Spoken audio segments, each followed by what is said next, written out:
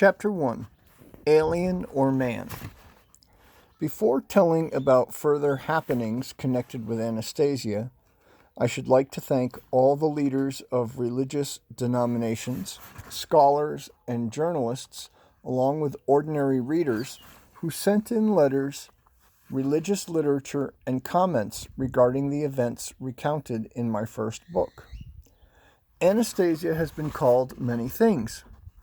The press has referred to her as Mistress of the Taiga, a Siberian wizard girl, a fortune teller, a divine manifestation, and the girl from outer space. And so when one Moscow journalist asked me, "Do you now love Anastasia?" I replied, "I can't really tell what my feelings are." And all at once, the rumor started flying around that I was incapable of grasping anything at all because of my immaturity in spiritual matters. But how can one love when it's not yet clear just who is there to be loved? After all, no one has yet been able to come up with a single definitive description of Anastasia. On the basis of her assertion, quote, "I am man, a human being, I am a woman," unquote, I've been trying to come up with some sort of explanation for her extraordinary abilities. Initially, everything seemed to be falling into place.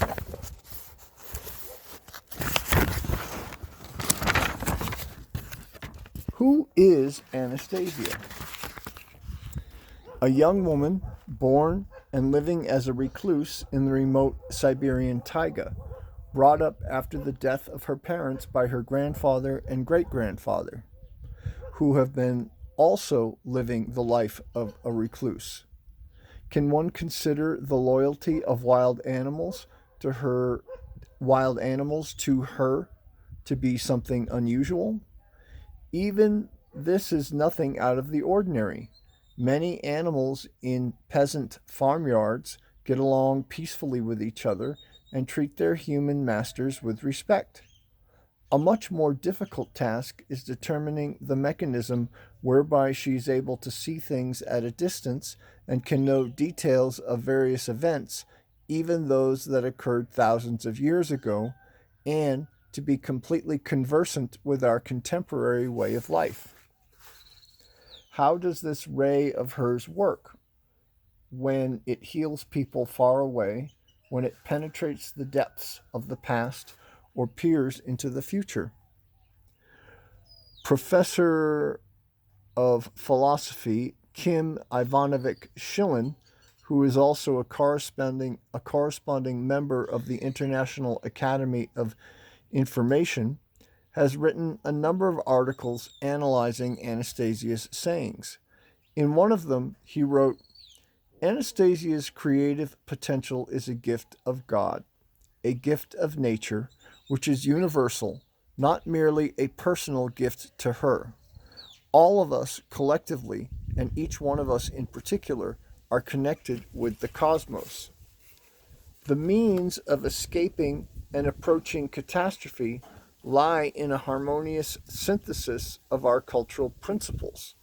The development of this type of harmoniously pure childhood culture results in a feminine cultural type.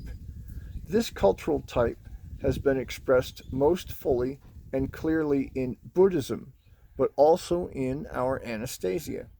It may be formulated in the following identification chain. Anastasia equals Tara equals Buddha equals Maitreya. Anastasia is in the fullest sense man in the likeness of God. Whether this is true or not is not for me to decide. Only I can't understand why, then, she hasn't written down any teachings like all other enlightened people in the likeness of God, and instead has concentrated all of her energies and attention during her 2 decades of conscious awareness on dashniks. Dashniks are defined as people who spend time at their dasha or cottage in the country. It's a Russian word, of course. Nevertheless, in reading what various scholars have to say, I have been able to conclude that she is not some kind of crazy person, inasmuch as there are at least hypotheses in the scientific world about what she has talked about, and experiments are being conducted on certain aspects of her teachings. So, for example, to the question, quote, Anastasia, by what means do you discern and depict all the different situations of thousands of years ago and even decipher the thoughts of the great thinkers of the past? Unquote. She replied,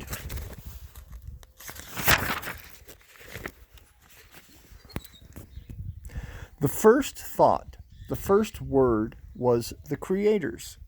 His thoughts still live today, surrounding us in unseen and filling surrounding us unseen and filling universal space, reflected in material living creations produced for the number one creation, man. Man is the child of the Creator, and like any parent, he could wish for his child no less than what he has himself. He has given him all, and even more, freedom of choice. Man can create things and perfect the world by the power of his thinking. No thought produced by man disappears into oblivion. If it is a thought of radiant brightness, it will fill the space of light and rise on the side of the forces of light. A dark thought, however, will fall on the opposite side. And today, any man may make use of any thought produced at any time, either by people or by the Creator.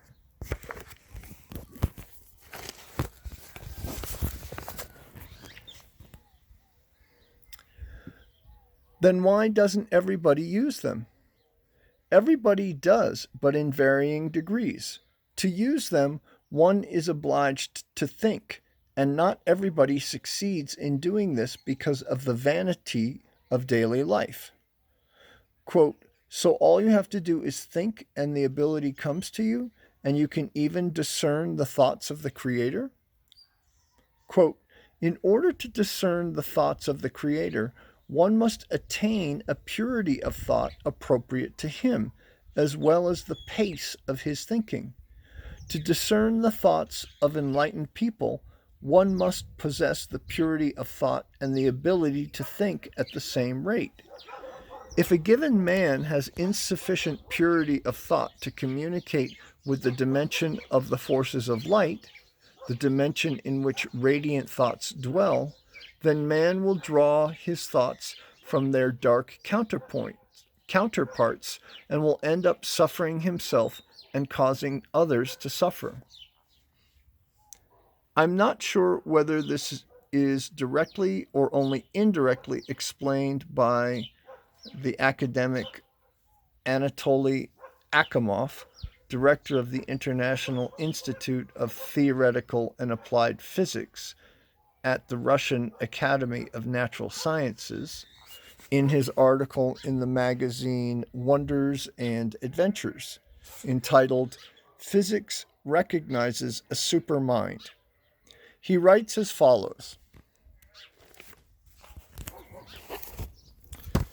There have existed, and there exist now, two schools of thought, two models of perceiving nature. One model is associated with Western scholarship, knowledge gained on the methodical basis prevalent in the West, evidence, experiments, etc. The other is the Eastern approach, in which knowledge is received from an external source through esoteric means in a state of meditation. Esoteric knowledge is not something acquired, it is considered a gift to man.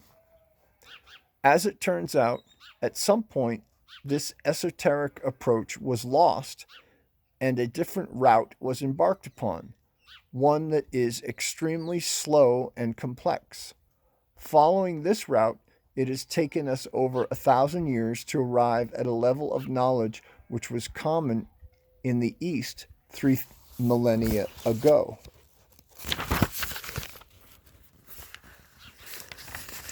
I have the intuitive feeling that those are that I have the intuitive feeling that those, I assume he means people, are right who say that the matter filling the whole universe is on a field level. I'm going to read that sentence again. I have the intuitive feeling that those are right who say that matter filling the whole universe on a field level is some kind of interrelated structure. In his book, The Sum of Technologies, in a chapter titled The Universe as Supercomputer, Stanislav Lem proposed the existence of a gigantic computer-like universal brain. Imagine a computer the size of the observable universe with a radius somewhere in the order of 15 billion kilometers, filled with elements taking up a volume between 10 and 33 cubic centimeters each.